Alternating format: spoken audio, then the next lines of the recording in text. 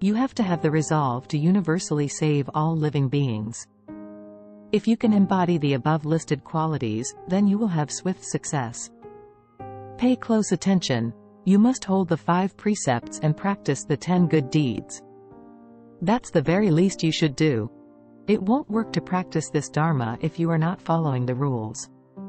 If you cultivate this Dharma but you don't behave yourself, if you don't guard the precepts, or if you are always having defiled thoughts, then not only will there be no response, not only will you have no success, you will in fact bring disaster down upon yourself. And so, when you are cultivating the Shurangama Mantra, you must be very attentive to maintain purity with your body, your mouth, and your mind. That's the only way you're going to get a response. You cannot say things that cause schisms or make people in the way place uneasy. You must pay attention to all aspects of your behavior, whether walking, standing, sitting, or lying down. It's not all right to always be washing other people's clothes, as it were. Take care of yourself. Look into yourself. The Shurangama Mantra is an efficacious language. Every line has its own particular efficacy. But you don't need to think, why don't I get any responses from holding the Shurangama Mantra? Don't pay any attention to whether there are responses or not, just keep reciting it. It's like practicing martial arts. Every day you have to practice your punches, regardless of what your skill is like. Skill comes through training. It's impossible to have skill without training. By the same principle, you should cultivate your dharmas every day, no matter what happens, no matter how busy you are. Don't slack off after you've been at it for a while, losing interest in the Shurangama Mantra. It's certainly not the case that you will have some efficacious response as soon as you begin reciting it. Regardless of whether you perceive any response, you should continue reciting it every day. You must deepen your skill day by day. Success doesn't happen overnight. For instance, you have to study for 10, 20, or even 30 years before you gain real scholarship. It's the same with cultivation. You must keep your mind on your recitation of the mantra, continuing your recitation without ever letting it get cut off. It should be just as important as putting on clothes, eating food, and going to sleep. You shouldn't be able to be without it for a single day.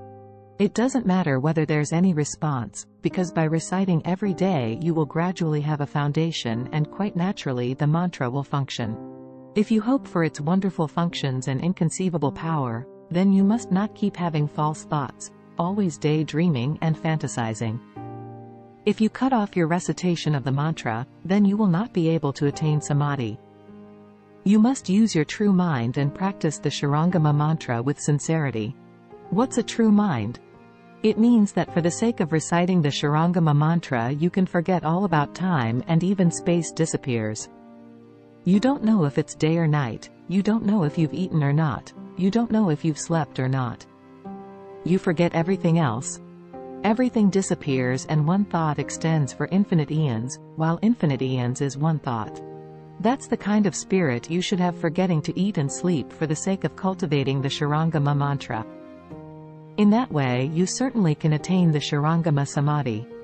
If you cannot be that way, then you aren't really cultivating the Shurangama Dharma door. You should be that way not only in cultivating the Shurangama Mantra, but in the cultivation of any Dharma door, walking without realizing you are walking, sitting with being aware you are sitting, being unaware that you are thirsty or hungry. Well, you say, isn't that just turning into a stupid person? That's right. It's said. When you learn to be a big idiot, then you start to have some skill. Studying until you are as if stupid is the beginning of real insight. If you can learn to be as if stupid, then no matter what Dharma door you cultivate you will attain samadhi and gain some realization. It's just because you are unable to be stupid that you cannot properly enter into samadhi and don't get any response from your cultivation. When you are developing your skill in reciting the Shurangama Mantra, you may dream of yourself bowing to the Buddhas, or in a dream see the Buddhas emitting light, or dream that you see the Buddha come as rub the crown of your head.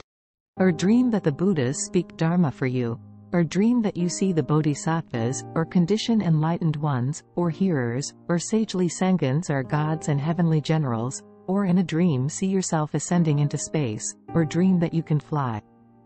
All of these are good experiences. Or you may be riding a horse or crossing a river and encounter all sorts of auspicious lights.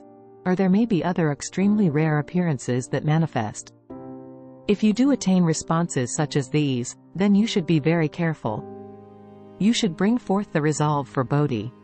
Guard the purity of the karma created by your body, mouth, and mind, and increase your efforts and tighten your skill in reciting the mantra. You should not tell others what kinds of responses you've had in order to get others to believe in you or to think highly of you. It's enough for you yourself to know what responses you've had. If you keep advertising your own merits and selling your cultivation out on the streets, then you are wrong. If you act like that, you leave yourself open and the demons will attack. That's like failing to put your jewels in a safe box. If you leave them at the doorway, then someone is certainly going to steal them. Therefore, we must be very careful in our cultivation of the Buddha Dharma. Don't let the heavenly demons and externalists have their way with you. But you can report your experiences to your fellow cultivators if you are not doing it in order to get famous or rich or to make people respect and praise you. The Shurangama Sutra says, if you recite and uphold the Shurangama Mantra until you gain skill and can make it function, then 84,000 Vajra treasury bodhisattvas and their retinue of followers will always stay near you and protect you, so that everything you hope for will come true. But the demon kings never give up searching for a hole so they can give you more trouble than you can handle. In the past, Great Master Hongren, the fifth patriarch, was cultivating in Hubei at East Mountain. He upheld the precepts strictly and cultivated with unusual intensity. Once when a group of bandits surrounded the city of Hubei, Great Master Hongren could bear it no longer and decided to try to save the people in that city. He came down the mountain and walked into that city. As soon as the bandits saw Great Master Hongren coming, they were terrified, dropped their armor and weapons, and fled. Why? Because although Great Master Hongren came alone into the city, the bandits saw an army of heavenly generals and heavenly troops clad in golden armor. It was as if the gods themselves had come down to earth, all donning golden armor and carrying jeweled swords and other awesome weapons. That's what caused the bandits to retreat in such haste. And so, without the use of a single knife, spear, or arrow, he routed the bandits. It was because Great Master Hongren recited the Shurangama Mantra that the bandits found him to be so terrifying. You could say that was a manifestation created by the Vajra treasury bodhisattvas, or you could say it was the awesome virtue of Great Master Hongren that frightened them. That a cultivator was able to frighten the bandits into retreat without the use of a single soldier or weapon is verification of his genuine skill. How else could there have been such a response in the way? Shakyamuni Buddha proclaimed the Shurangama Mantra in order to protect of all of us who have brought forth the initial resolve to study the way, to aid us in attaining samadhi, to help us be at peace in body and mind, and to keep us out of trouble. Therefore we should never forget this Dharma. We should recite and uphold the Shurangama Mantra with single-minded sincerity. By doing so we are helping to perpetuate the Buddha Dharma, to keep the proper Dharma long in the world.